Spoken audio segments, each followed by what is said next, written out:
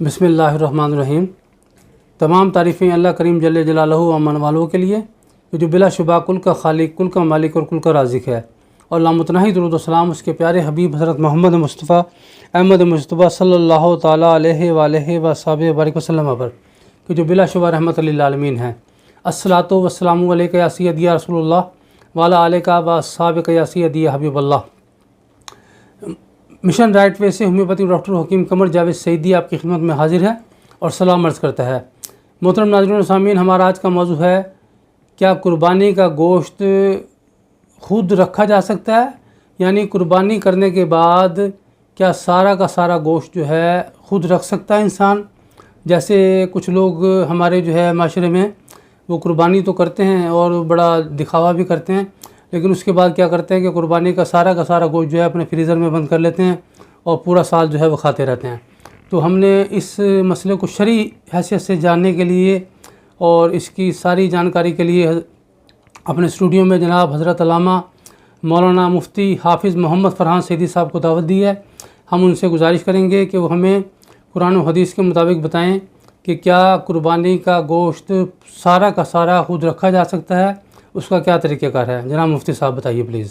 कुर्बानी का गोश्त खुद खा सकते हैं?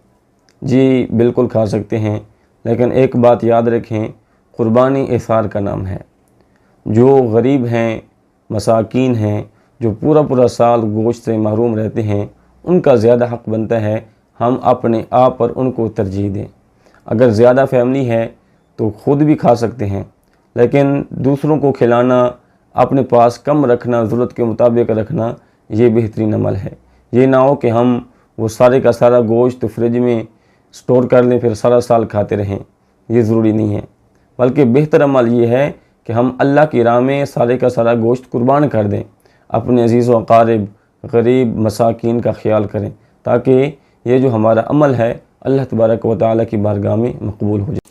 जी, मुफ्ती साहब ने बताया कि अगर किसी का ख़ानदान बड़ा है और घर के अफराद इतने ज़्यादा हैं कि बिलफ़र्ज़ आपने बकरा ज़बह किया है और वो सारे घर वालों में ही पूरा हो जाता है, तो फिर तो वो सारा का सारा गोश्त जो है बासानी रख सकते हैं, उसमें किसी किस्म की कबाहत नहीं है।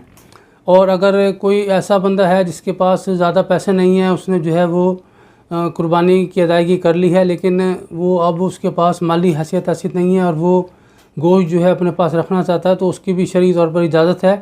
लेकिन ऐसा तरीका यही है कि कुर्बानी को जो है 3 हिस्सों में तकसीम किया जाए।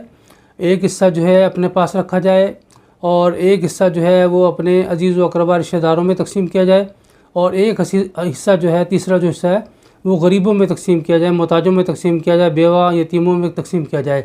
और जो अच्छे लोग होते हैं वो अपना हिस्सा भी जो है उसमें से भी वाफिर मिक़दार में गरीबों को दे देते हैं। तो ये सबसे आसान तरीका होता है।